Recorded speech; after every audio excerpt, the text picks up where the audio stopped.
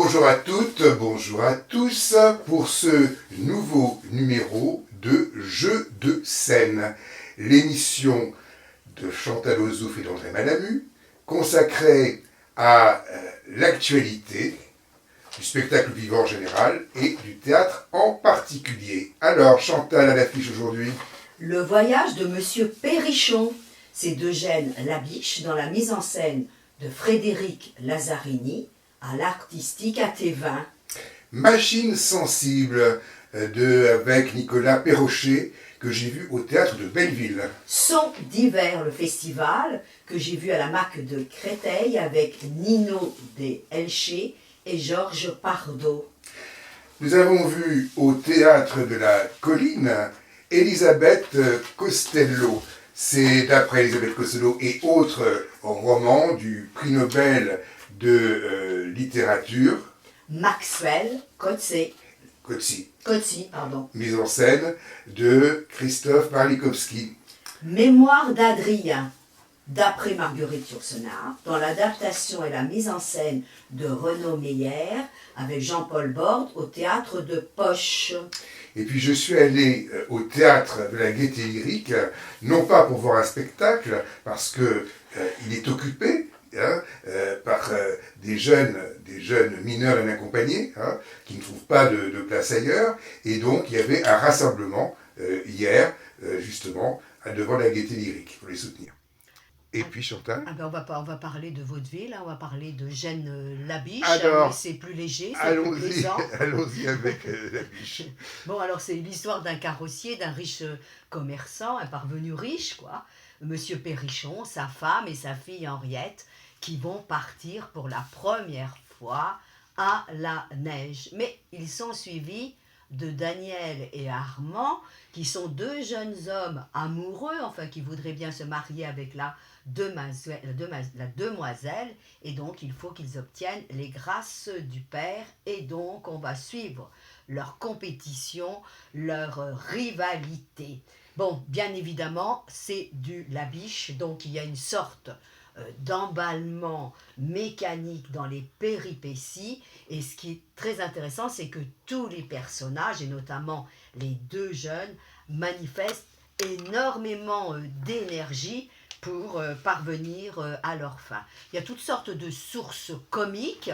C'est Frédéric Lazzarini qui met en scène, et moi j'ai vu beaucoup de comiques dans le vestimentaire. Je trouve que ça participe à ce plaisir du décalage. Quand on les découvre tous les trois, le père, l'épouse et puis la fille dans la gare, partant pour la neige, ils portent des grands manteaux matelassés blancs, etc. Ils sont très drôles, et là il y a un signe de nouveau riche.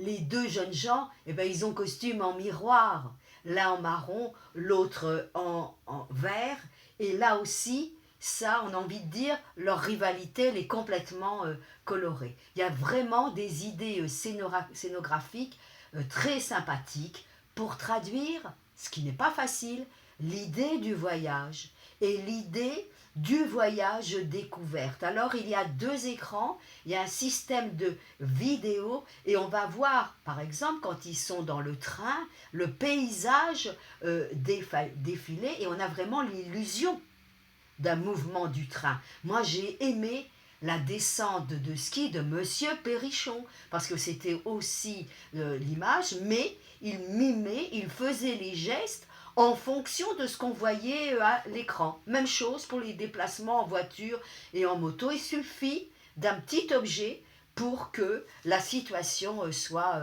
créée. Alors, Monsieur Perrichon, on a envie de rire de lui, bien sûr, mais il est quand même, de toute façon, un peu attachant. Pourquoi ? Parce qu'il a des prétentions littéraires, parce qu'il aimerait bien parler, parce qu'il aimerait bien écrire. Et par exemple, dans l'hôtel où il se trouve, il aimerait laisser de belles phrases. C'est Cédric Collat qui interprète ce Perrichon, et je trouve qu'il le fait très bien, et il va y avoir une évolution dans le personnage. Et en fait, c'est du théâtre, mais il y a quelque chose comme du conte et de la BD, parce qu'il y a une morale. Est-ce qu'on aime plus celui qu'on sauve ou celui qu'on a sauvé. En tout cas, moi j'ai beaucoup apprécié, j'ai envie de dire, la mise en scène fantaisiste avec plein de petites trouvailles. En plus, il y a par intermittence de la comédie musicale. Ça se donne à l'artistique AT20. André, théâtre de Belleville, machine sensible. Oui, c'est un curieux spectacle, un seul en scène, hein, de Nicolas Perrochet. Alors Nicolas, c'est Nicolas. On va le voir d'abord lors d'une visite de l'armée à l'école. Et bon, il ne sait pas ce qu'il veut faire finalement. Il va rentrer dans l'armée. Et on va suivre comme ça son formatage, je dirais, hein, depuis l'école de l'armée jusque... il va rester 12 ans dans l'armée. Il va devenir officier. Et au bout de 12 ans, il va partir pour devenir comédien.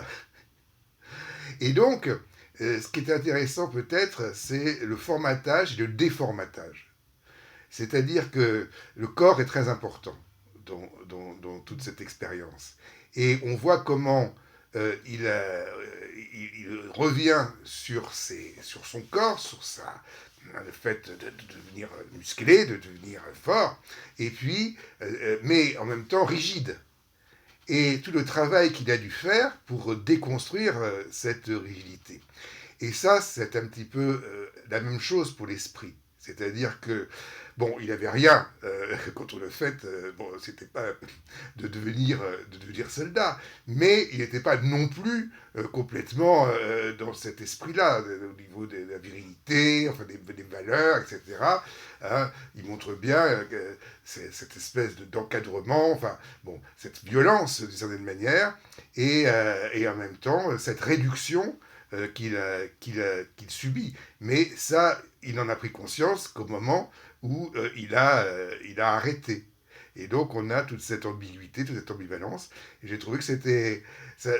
Bon, au début, je me suis dit, mais où est-ce qu'il veut en venir, hein, parce que qu'est-ce que, limite, c'est pas... Enfin, on sait, hein, il y a des films comme ça où on voit comment on est embrigadé, etc. Mais c'est ce travail qui se fait, il y a pas de décor, il est tout seul. À un moment donné, il va jouer avec des bougies un petit peu pour faire... Il arrive à faire quelques personnages différents. Non, c'est intéressant, c'est un spectacle que je vous recommande. Machine sensible au théâtre de Belleville.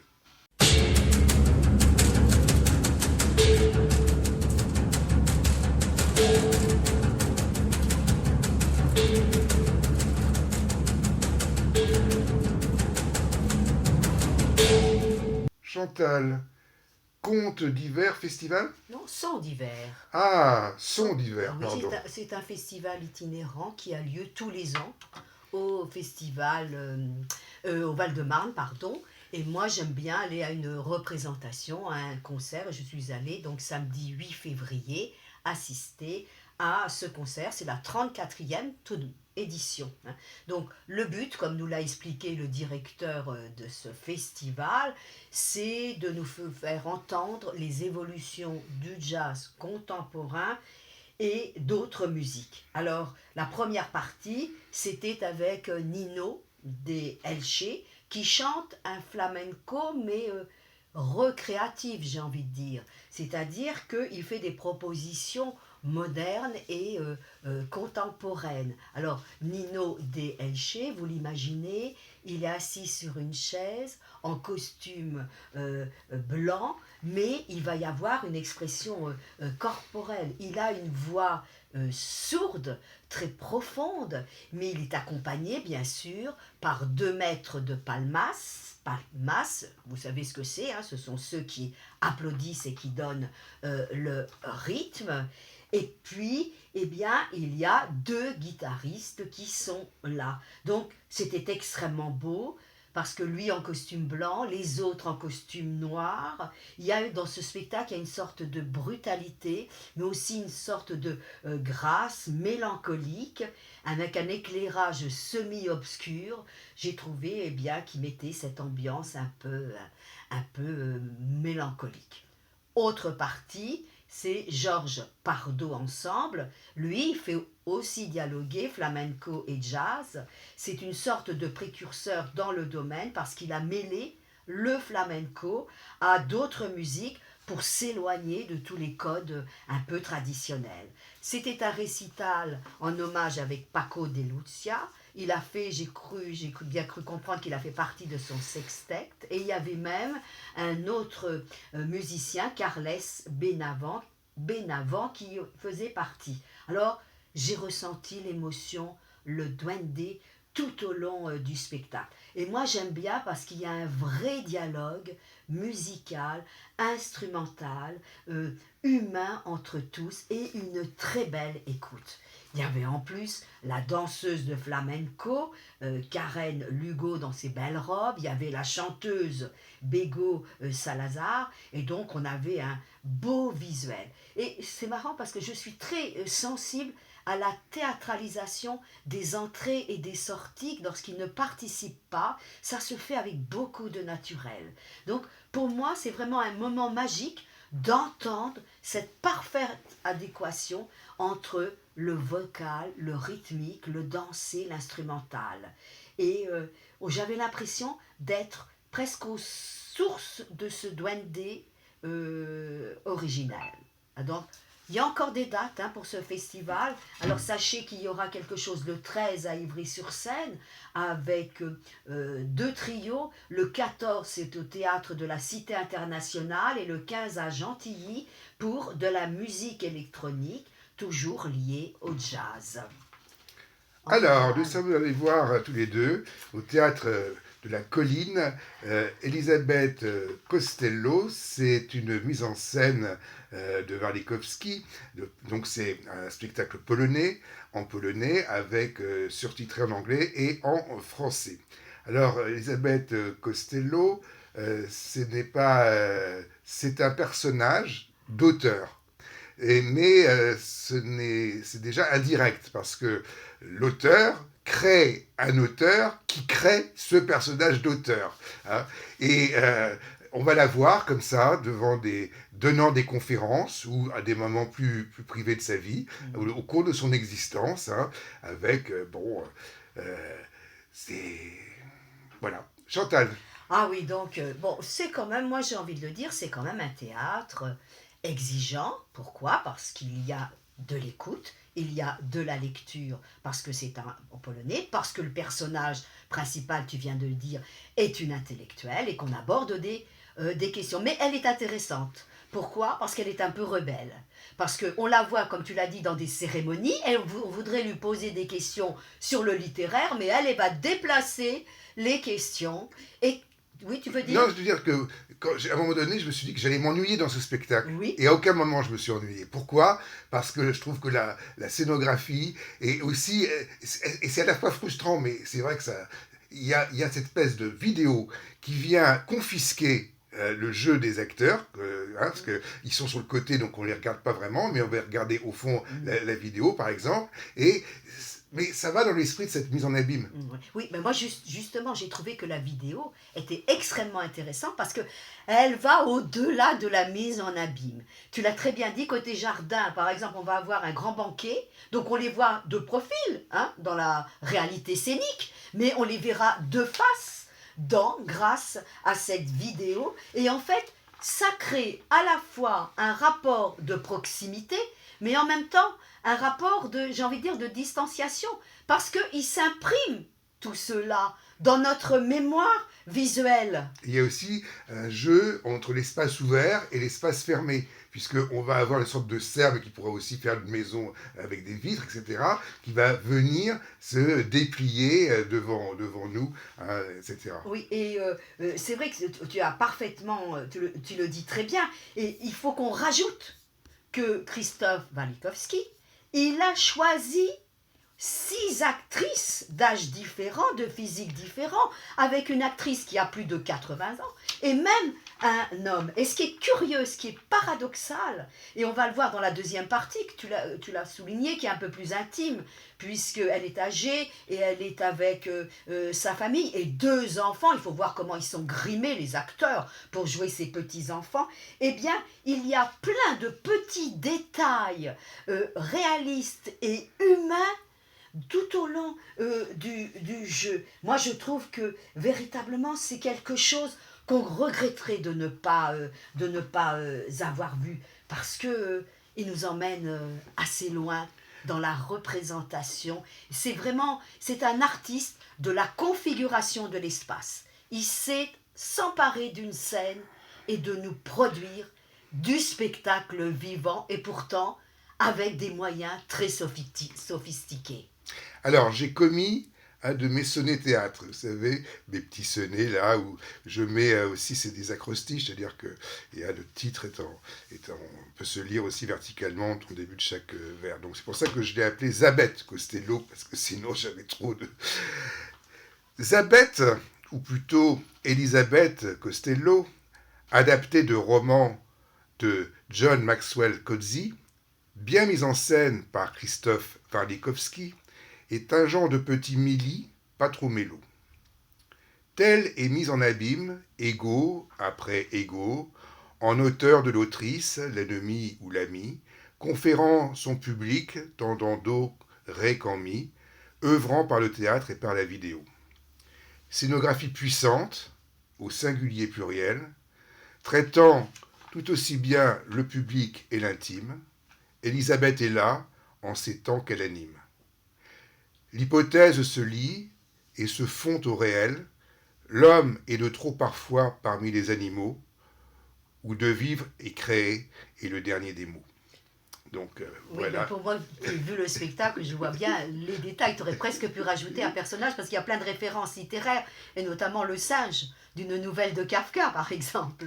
Voilà, donc c'est donc Elisabeth Costello au Théâtre de la Colline.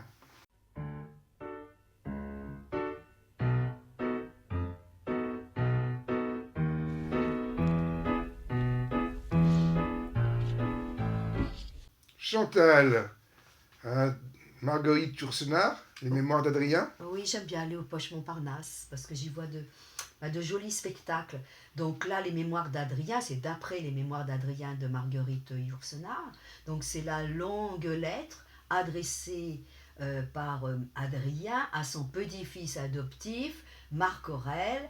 Et Adrien, bien sûr, va raconter son parcours de vie, son enfance en Espagne, son adoption par Trajan, ses victoires militaires, son amour de la poésie, de la musique, sa passion pour Antinous. Et il a été homme important, hein, il a pacifié l'Empire, et il évoque la paix entre les Juifs et les Arabes. Alors, c'est assez littéraire, mais moi j'aime bien ça.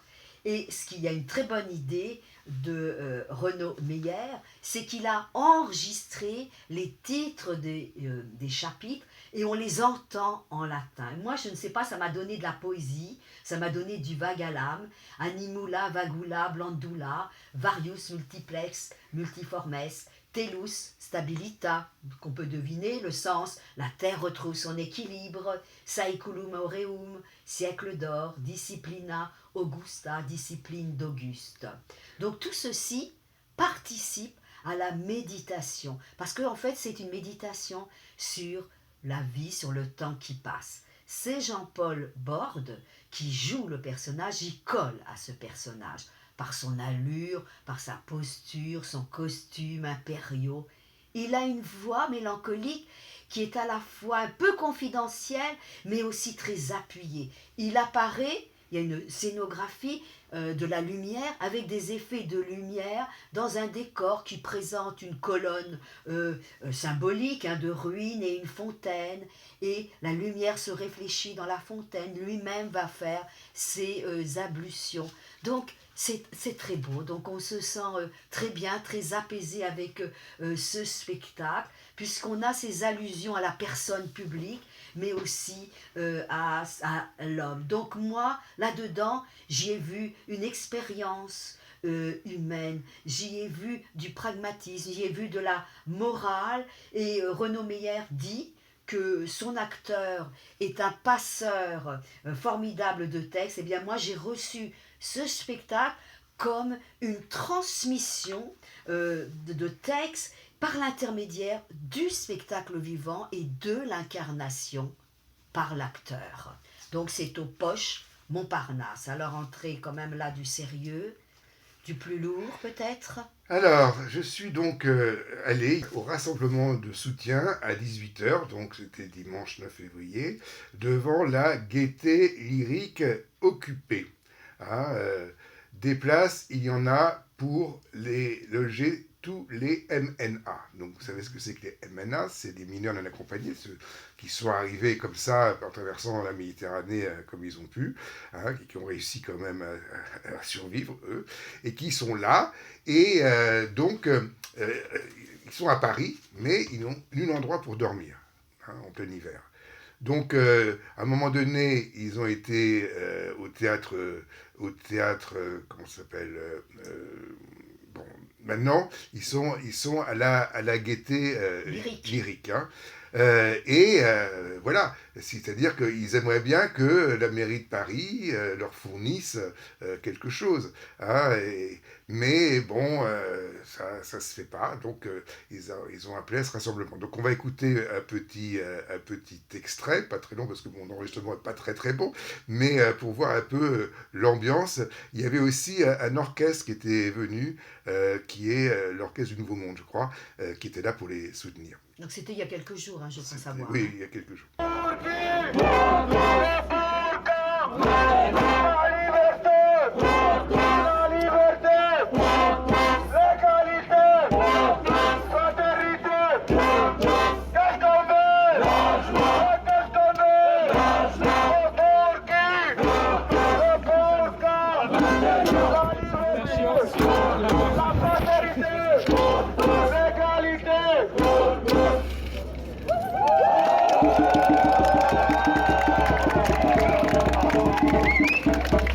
Alors, donc, hors cette gaieté lyrique, nous vous avons parlé d'Elisabeth Costello au Théâtre de la Colline.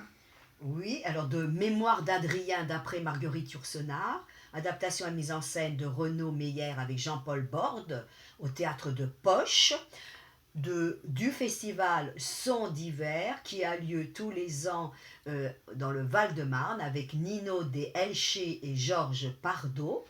De Machines sensibles, Nicolas Perrochet, c'était au Théâtre de Belleville. Le voyage de Monsieur Perrichon de Gênes Labiche, mise en scène Frédéric Lazzarini, à l'Artistique à Thévin. Voilà, et nous on se retrouve la semaine prochaine pour de nouvelles aventures théâtrales, donc dramatiques. Au revoir.